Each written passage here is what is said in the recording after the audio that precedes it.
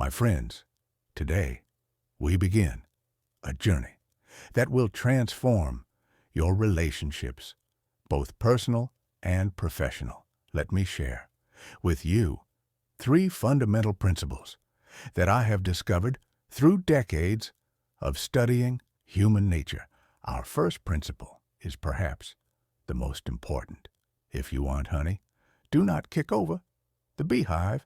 On May 9th, 1931, New York witnessed the most astonishing manhunt in police history. After weeks of searching, police captured Two-Gun Crowley, a killer who knew no mercy. And do you know what this dangerous criminal said?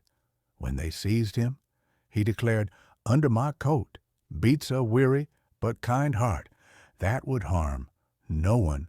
Two-Gun Crowley was sentenced to the electric chair. Upon arriving at Sing Sing prison, would he have said, "This is what I get for killing people"? No, he said, "This is what I get for defending myself."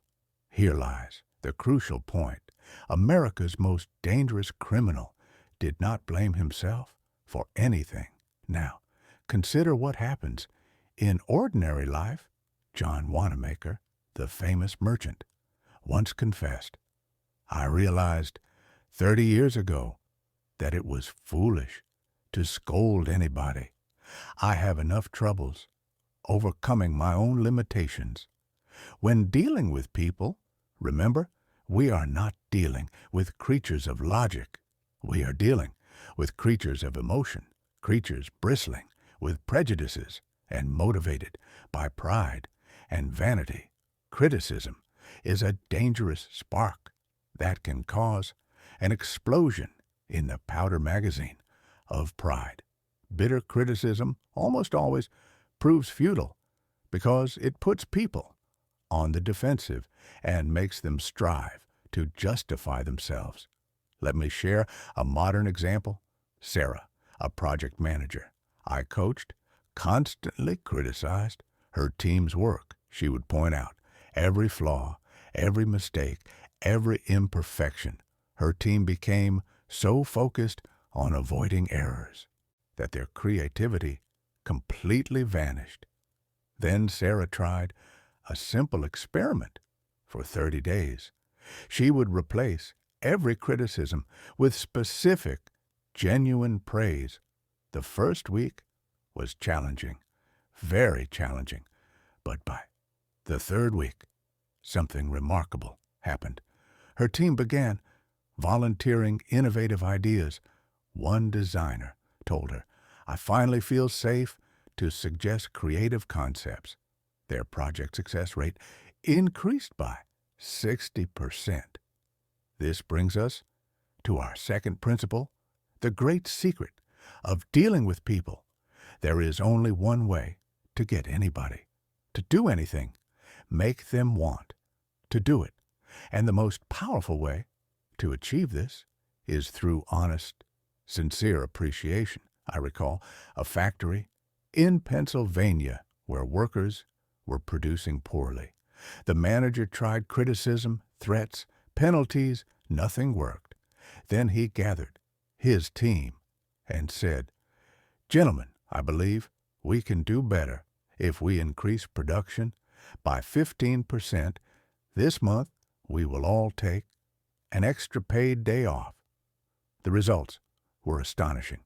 Not only did they meet the goal, they exceeded it by 25%.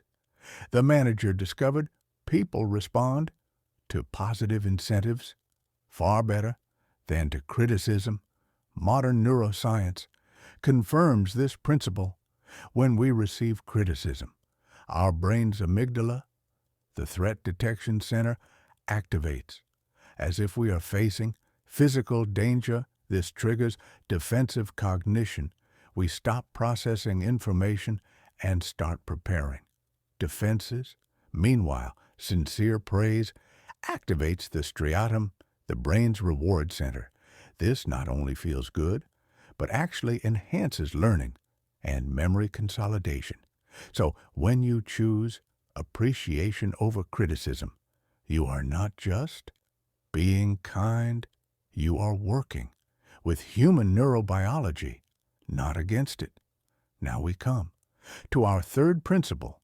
He who can do this has the whole world with him. The only way to influence people is to talk about what they want and show them how to get it. Remember this always.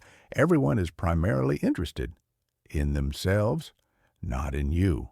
Consider the case of Bob Hoover, the famous test pilot, returning from an air show one day. Both engines of his plane suddenly stopped. At 300 feet, he managed to land safely, but the aircraft was badly damaged. Hoover immediately checked the fuel. The plane had been serviced with the wrong type of fuel. Back at the airport, he asked to meet the mechanic who had serviced his plane. The young man was devastated, expecting to be fired immediately. But Hoover did not criticize him. Instead, he said, "To make sure you do not repeat this mistake, I want you to service my F-51 tomorrow." This is how wise people act. Yeah, they understand that criticism rarely improves situations, but understanding and trust can transform them. Let me give you a practical framework that you can start using today. First, when you feel the urge to criticize, pause for 5 seconds. Ask yourself, will this criticism actually help, or will it just make this person defensive? Second, for every critical thought, find 2 genuine compliments you could give instead. This rewires your brain to look for the positive. Third, always appeal to the other person's interests. Instead of saying, "I want you to do this," try, "Here is how this will benefit you." I want to leave you with a simple challenge. For the next 7 days, carry a small notebook with you every time as you want to criticize someone. Write it down instead of saying it. At the end of each day, review your notes. Notice how many critical thoughts arise from habit rather than necessity. Then choose one relationship where you can replace criticism with understanding. Remember these. It's 3 principles. Do not criticize. Give honest appreciation and appeal to the other person's interests. Master these, and you will find doors opening that you never knew existed.